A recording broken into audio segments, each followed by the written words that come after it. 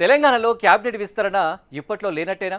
ముఖ్యమంత్రి రేవంత్ రెడ్డి ఇటీవలి ఢిల్లీ పర్యటనలో కాంగ్రెస్ అగ్రనేత రాహుల్ గాంధీతో సమావేశమైనప్పటికీ క్యాబినెట్ విస్తరణపై తక్షణ నిర్ణయాలేవీ తీసుకోలేదట.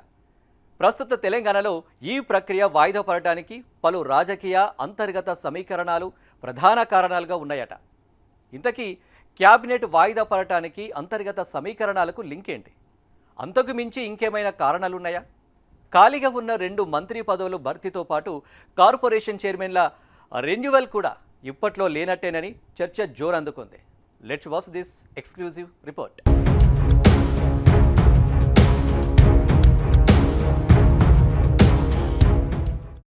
తెలంగాణలో కాంగ్రెస్ ప్రభుత్వం ఏర్పడి 2.5 అవుతున్నా పూర్తి స్థాయిలో కేబినెట్ భర్తీ చేయలేదు. ముఖ్యమంత్రి రేవంత్ రెడ్డి కేబినెట్లో ఇంకా 2 స్థానాలు ఖాళీగానే ఉన్నాయి.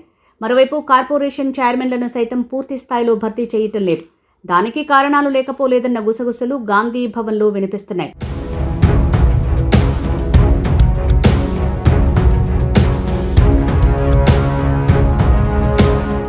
నిజానికి కాంగ్రెస్ ప్రభుత్వం ఏర్పడ్డ మరుక్షణమే పూర్తిస్థాయి కేబినెట్ ఉంటుందని అందరూ భావించారు. కానీ సీఎంతో కలిపి 17 మంది మంత్రులతో కేబినెట్ ఏర్పడింది. అయితే ఆ 15 మంది మంత్రుల్ని కూడా 3 విడతలుగా భర్తీ చేశారు. అందులో ఇంకా 2 బెర్తులు ఖాళీగానే ఉన్నాయి. వాటి కోసం పెద్ద ఎత్తున ఆశావహులు ఢిల్లీ స్థాయిలో అలుపెరుగక పైరవీలు చేస్తూనే ఉన్నారు. కేబినెట్లో మిగతా జిల్లాల పరిస్థితి ఎలా ఉన్నా రంగారెడ్డి, నిజామాబాద్ జిల్లాలకు ఇంకా ప్రాతినిధ్యం లేదు. వీటితో పాటు సామాజిక వర్గాల వారీగా మెజారిటీ కులాలైన యాదవ, లంబాడాలకు కేబినెట్లో స్థానం కల్పించలేదు. దాంతో ఆయా సామాజిక వర్గాల నుంచి అవకాశం కల్పించాలని ఒత్తిడి తెస్తున్నారట ఆశావహులు. మరోవైపు కాంగ్రెస్ పార్టీ అగ్రనాయకుడు రాహుల్ గాంధీ చెప్పినట్టుగా కుల గణన చేశారు. కానీ సామాజిక వర్గాల జనాభా ప్రాతిపదికన మాత్రం కేబినెట్లో అవకాశం కల్పించలేదని కుల సంఘాల నేతలు ఆరోపిస్తున్నారు. అయితే ఇవన్నీ ఒకెత్తైతే ఖాళీగా ఉన్న 2 కేబినెట్ స్థానాలు భర్తీ చేస్తే ఆశావహులు రానున్న హైదరాబాద్ గ్రేటర్ ఎంపీటీసీ, జెడ్పీటీసీ ఎన్నికలపై ప్రభావం చూపే అవకాశం ఉంటుందనే చర్చ గాంధీ భవన్లో రీసౌండ్ చేస్తోంది. అందుకే ఖాళీగా ఉన్న 2 కేబినెట్ స్థానాలు భర్తీ చేయడానికి ఏఐసీసీ అంగీకరించడం లేదనే చర్చ కూడా లేకపోలేదు.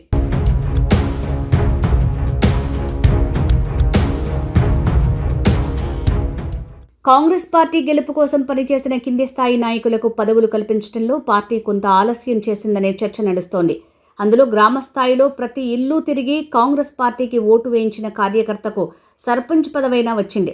అయితే ఎంపీటీసీ, జెడ్పీటీసీ ఎన్నికలు కూడా నిర్వహించలేకపోతోంది కాంగ్రెస్ ప్రభుత్వం. కొన్ని నామినేటెడ్ పదవులకు తోడు సర్పంచ్, మున్సిపల్ ఎన్నికల్లో కొందరికి ఛాన్స్ ఇచ్చినప్పటికీ ఇంకా బోల్డ్ మంది నిజమైన కార్యకర్తలు ఖాళీగానే ఉన్నారట. వారికి ఇంకా పూర్తి స్థాయిలో పదవులు రాలేదు. అందులో మెజారిటీ కార్యకర్తలు అధికార ప్రతినిధులుగా, కార్పొరేషన్ చైర్మన్లుగా, ఎమ్మెల్సీలుగా ఛాన్స్ దక్కించుకునేందుకు విశ్వ ప్రయత్నం చేస్తున్నారు. అయితే కాంగ్రెస్ ప్రభుత్వం మాత్రం ఇప్పుడు ఖాళీగా ఉన్న మంత్రి పదవులు కానీ, కార్పొరేషన్ చైర్మన్ పదవులు కానీ భర్తీ చేయటానికి మీనమేషాలు లెక్కిస్తోంది. ఇదిలా ఉండగా ఈ భర్తీ ప్రక్రియ మరింత ఆలస్యమైతే పదవులు ఆశించి భంగపడ్డవారు రానున్న గ్రేటర్ హైదరాబాద్ ఎంపీటీసీ, జెడ్పీటీసీ ఎన్నికల్లో పనిచేస్తారో లేదో అన్న ఆలోచనలో కాంగ్రెస్ హైకమాండ్ పడిందట. తెలంగాణ కాంగ్రెస్లో ఆశావహుల ఎదురుచూపులకు ఆ పార్టీ హైకమాండ్ ఎటువంటి ట్రీట్మెంట్ ఇస్తుందోనన్నది తీవ్ర ఆసక్తికరంగా మారింది.